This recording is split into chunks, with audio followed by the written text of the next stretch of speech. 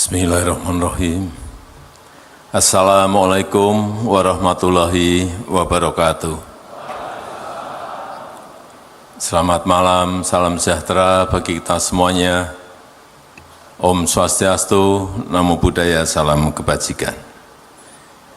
Yang saya hormati Menteri ESDM, Bapak Bahlil Lahadalia, beserta Ibu. Yang saya hormati Menteri SDM terdahulu Pak Ignatius Jonan, Pak Archandra Tahar, juga Pak Susilo Siswo Utomo, Pak Wakil Menteri.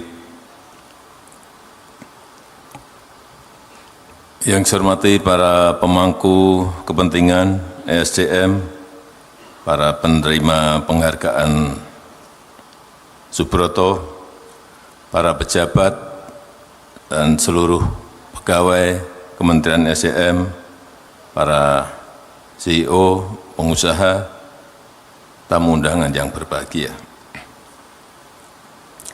Pertama-tama saya mengucapkan selamat ulang tahun, selamat hari jadi ke-79 pertambangan dan energi, utamanya bagi keluarga besar Kementerian ESDM dan sektor ESDM.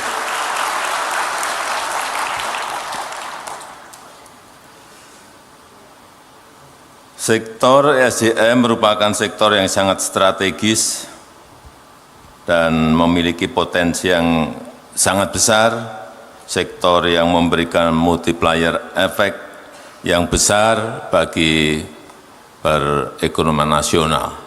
Kita tahu dari 2014 sampai hari ini, PNBP yang diterima oleh negara dari ESDM berarti 10 tahun, besar sekali. Kurang lebih 1.800 triliun. Kalau melihat 2 tahun yang lalu, 2022 itu 348 triliun, kemudian di tahun 2023 itu 229 triliun rupiah. Per tahunnya juga sangat besar sekali. Oleh sebab itu, Pak Menteri ini bolak-balik mendorong saya, menanyakan ke saya, enggak sekali dua kali, saya akan tanda tangan kalau barang itu sampai di meja saya. Sampai malam ini belum sampai di meja saya, tetapi memang sudah sedikit lagi. Jadi begitu sampai di meja saya akan saya tanda tangani yang namanya tunjangan tadi. Saya sebetulnya bisa saja ngomong sudah saya tanda tangani, tapi saya nggak mau, memang belum ya, saya harus ngomong apa adanya, belum saya tanda tangani, belum sampai di meja saya. Dan memang Pak Menteri SDM ini sangat lincah sekali, barangnya ada di sini didorong, sudah masuk ke sini dorong, sini didorong, dan selalu menanyakan pada saya, sudah Pak? Ya saya belum tanda tangan, ya saya jawab belum. Tadi siang aja ketemu, sudah Pak? Belum. Ya memang belum. Jadi kalau saya jawab, bohong namanya. Kemudian yang pertama yang ingin saya sampaikan, bahwa nilai tambah di sektor SDM ini sangat penting sekali. Karena nilainya sangat besar sekali. Nilai tambah harus ada di dalam negeri. Added value harus ada di dalam negeri. Bukan mentahan yang kita kirim, raw material yang kita kirim, kemudian yang menikmati negara-negara lain.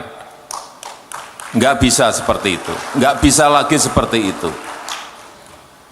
Kesempatan kerja malah tercipta di sana. Keuntungan malah mereka yang menikmati. Nggak bisa. Kita sudah 400 tahun lebih mengirim barang-barang mentah kita, bahan-bahan mentah kita, raw material kita ke luar negeri. Yang kaya mereka, yang menjadi negara maju mereka, kita tidak bisa melompat. Inilah yang sering saya sampaikan, pentingnya hilirisasi. Industrial downstreaming, penting sekali. Jangan ada yang mundur untuk satu masalah ini, dengan alasan apapun.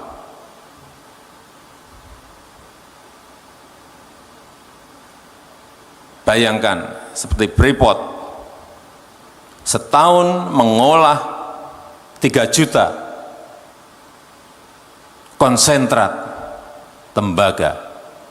Sudah 50 tahun lebih mereka mengolah itu.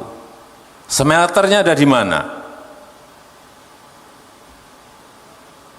Tidak di dalam negeri.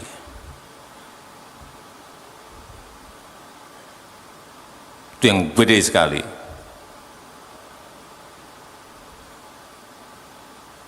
Newmont, aman, 900.000 ton konsentrat tembaga yang sekian tahun juga diolah di luar. Oleh sebab itu saya memberikan apresiasi, sangat menghargai upaya keras Kementerian SDM beserta seluruh jajaran yang sampai hari ini kita telah memiliki smelter lebih dari 108, dan itu adalah buah kerja keras Bapak Ibu sekalian, konsisten, berani untuk mengatakan tidak, harus dibangun di sini smelternya, dibangun di sini industrinya beserta turun-turunannya. Memang ini baru masuk ke smelter, sehingga industri turunan itu juga harus didorong. Freeport jadi, nanti industri turunan ke sini semua harus berada di sekitar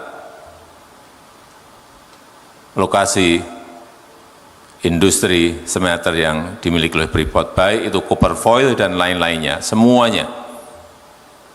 Nikel juga sama, harus sampai keturunan yang sebanyak-banyaknya, karena nilai tambah itu ada di situ. Kita sudah berapa puluh tahun mengekspor, berapa ratus tahun mengekspor bahan mentah. Bayangkan untuk nikel saja, waktu kita mengekspor dalam bentuk bahan mentah 2,9 billion US dollar per tahun, mentahan, raw material. Begitu stop 2020, kemudian masuk ke industri turunan 2023, 34,4 billion US dollar. Lompatannya bayangkan. Melompatnya berapa kali? Dari 40 triliun ke 34, berarti kurang lebih 500-an triliun lebih. Lompatannya besar sekali. Banyak yang bertanya pada saya, Pak, itu yang untung kan perusahaan. Jangan keliru. Negara itu pendapatan, penerimaan, income dari situ banyak sekali. Baik dalam bentuk pajak badan, BPH 21, dari royalti, kalau kita ikut saham di situ seperti Freeport, kita dapat dividen, ada pajak daerah, ada PBB, ada PNBP, besar sekali. Ini kalau semua masuk ke industri turunan akan melompat penerimaan negara, dan itu semuanya bisa kita pakai untuk membangun jalan desa, membangun jalan tol, membangun pelabuhan baru, membangun airport baru, untuk subsidi, untuk bansos rakyat kita.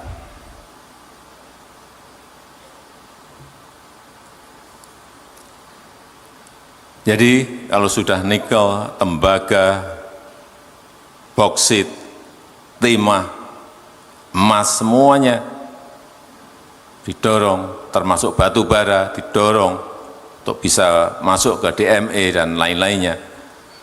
Ini akan memberikan nilai tambah yang sangat besar sekali. Yang kedua, yang pertama hilirisasi, yang kedua saya titip yang berkaitan dengan lifting minyak, harus naik. Dengan cara apapun harus naik.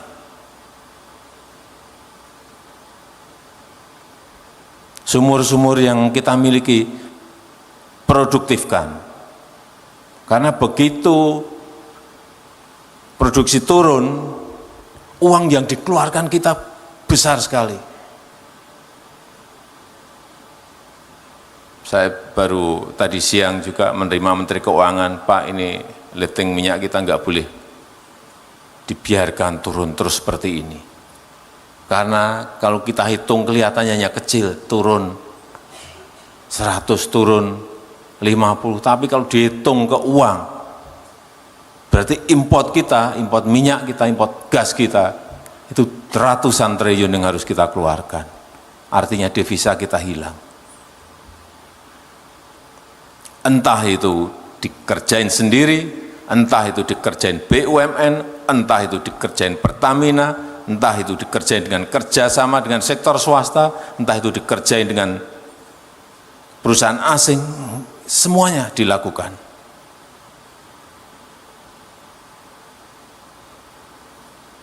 Jangan sampai lifting minyak kita biarkan turun seberapapun, seliter pun nggak boleh, harus naik. Setiap tahun harus naik. Yang ketiga yang berkaitan dengan regulasi. Ini juga hati-hati. Semua yang berkaitan hal yang memakan waktu lama, berputar-putar, dari meja 1 ke meja 2, ke meja 3, ke meja 4, ke meja 5, harus mulai disederhanakan, mulai disimpelkan Pak Menteri, agar sekali lagi investasi datang ke negara kita, kesempatan kerja terbuka, kemudian eksplorasi bisa semuanya ikut, dan akhirnya tadi kembali ke lifting minyak dan gas kita menjadi naik. Tanpa penyederhanaan izin, tanpa membuat simple regulasi yang kita miliki, sangat sulit kita bersaing, berkompetisi dengan negara-negara lain. Karena sekali lagi ingin saya sampaikan, ke depan negara yang cepat akan mengalahkan negara yang lambat. Bukan negara besar mengalahkan negara kecil, bukan negara kaya mengalahkan negara berkembang, tapi negara yang cepat akan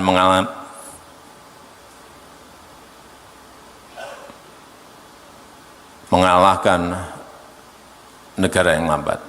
Negara yang cepat akan mengalahkan negara yang lambat.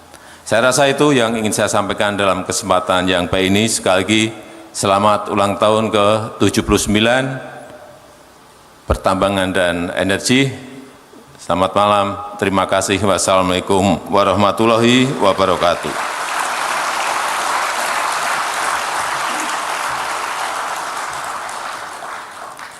Yang tunjangan tadi, begitu saya tanda tangani, saya nanti infokan ke Menteri SDM secepatnya. Terima kasih.